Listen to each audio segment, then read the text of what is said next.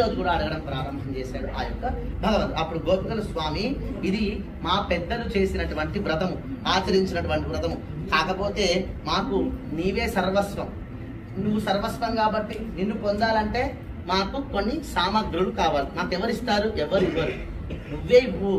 కాబట్టి నీ దగ్గరకు వచ్చి ముందుగా ఆ వ్రత సాధనానికి సంబంధించినటువంటి పరికరాలన్నింటినీ తీసుకొని ఆ తర్వాత నిన్ను పొందుతాం. ఇదంతా కూడా కేవలము ఎవరి కోసం చేస్తున్నా? నీ కోసమే స్వామి అని చెప్పి ఈ రోజుటి పాసురాన్ని ప్రారంభం చేశారనమాట. అయితే ఆ స్వామి, మీ వ్రతం ఏమిటి? అసలు ఇప్పటి వరకు కూడా కృష్ణునికి తెలియదు లోపల ఉన్నటువంటి స్వామి. ఏదో మాట ఇచ్చాడు, ఏదో కావాలి అంటే నేను పొందుదాం అనుకున్నామంటే నేను కొన్ని పరికరాలు ఇస్తాను మాట ఇచ్చాడు. కానీ ఈ వ్రత పేరేమిటి, వ్రతం ఎలా చేస్తున్నారు, మీ నియమాలు ఏమిటి, ఇవన్నీ కూడా తెలియదు స్వామి. అప్పుడు అదిగోండి మీ వ్రత పేరేమిటి, మీరు వ్రతం ఎలా ఆచరిస్తున్నారు, ఎప్పుడు ఆలోచిస్తున్నారు అంటే అప్పుడు అమ్మ ఇలా ప్రారంభం చేసింది. ఈ రోజు పాసురంలో మాలే అనుకుంటూ ప్రారంభం చేసింది. అంటే ఆశ్రిత వ్యామోహం కలిగిన వాడా అనుకుంటూ ప్రారంభం చేసి మణివర్ణుడు అని సంబోధిస్తుంది తల్లి. అదిగోండి మణివర్ణుడు అంటే చిన్న మర్రి ఆకు పైన పడుకున్నటువంటి స్వామి. మణివర్ణ మార్గరి నీరాడువాన్, మార్గశీర్షంలో స్నానము ఆచరించాలని చెప్పేసి మేమందరం కూడా అనుకున్నాము. పరికరాలను కోరి మీ దగ్గరికి వచ్చాము స్వామి అని చెప్పి మేలయార్ శైవనగల్, మా పూర్వులు ఆచరించినటువంటి వ్రతం అది. మేము ఇప్పుడు కొత్తగా మేము పెట్టట్లేదు, కొత్త నియమాలను పెట్టట్లేదు. మా పూర్వులు ఎవరైతే ఈ వ్రతాన్ని ఆచరించారో ఆ వ్రతాన్ని మేము ఆచరిస్తున్నాం. వేండువన కేటియేల్, నీవు విన్నచో దానికి కావలసినటువంటి పరికరాలు ఇస్తావేమోనని చెప్పి మేము వచ్చాము.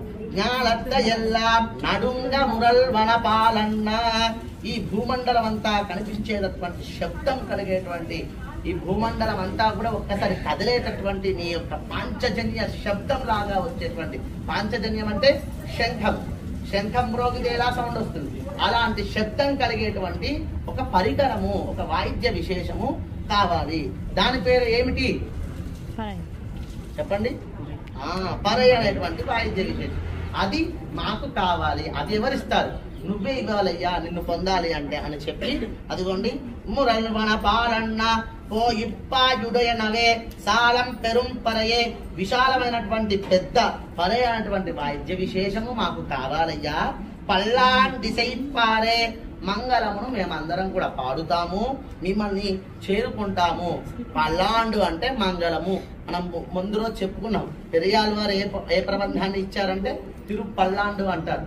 పల్లాండు అంటే భగవంతుడికి మంగళం, ఏదైనా దృష్టి దోషాలకి పోవాలని చెప్పేసి ఇచ్చేదాన్నే పల్లాండు అంటారు. అట్లాగా నీకు మంగళం పాడడానికి వచ్చాం. కోల విలక్కే, మంగళ దీపాలు కూడా మాకు కావాలి, మాకు అవి కూడా మా దగ్గర మంగళ దీపాలు నువ్వే ఇయ్యాలి అని చెప్పేసి కోల విలక్కే పొడియే వితానమే అంటే ధ్వజము.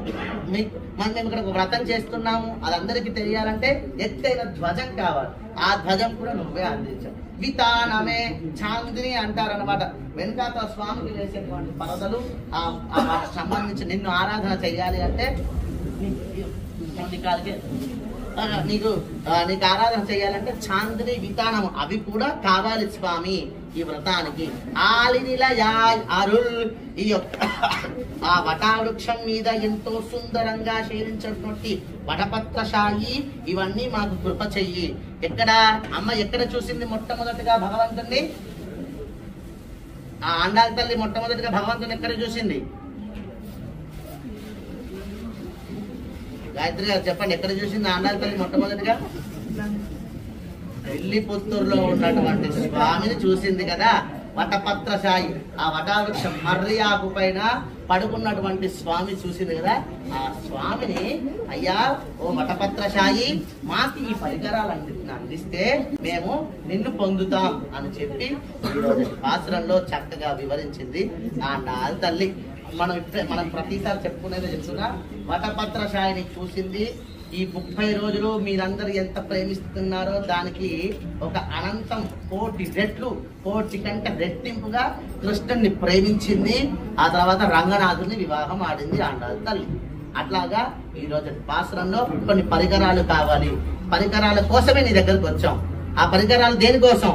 నిన్ను పొందుదామయ్యా, నిన్ను పొందాలి మేము, అని చెప్పి ఈరోజు పాసురాన్ని వివరించింది. రేపటి విశేషమైన పాసురం, అందరికీ ఇష్టమైనటువంటి పాసురం, కూడారే పాసురం.